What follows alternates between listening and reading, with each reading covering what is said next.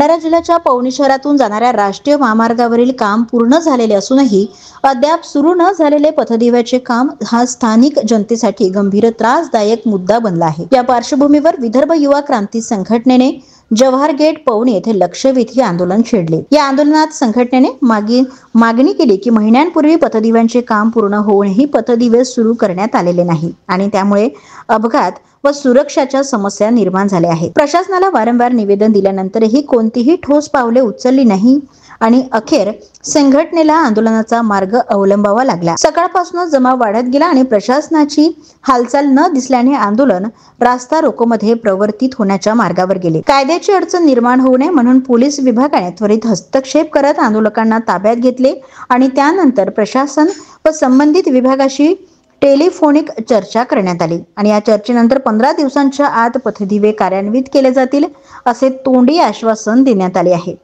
हे आश्वासन मिळाल्यानंतर संघटनेने आंदोलन मागे घेतले आहे।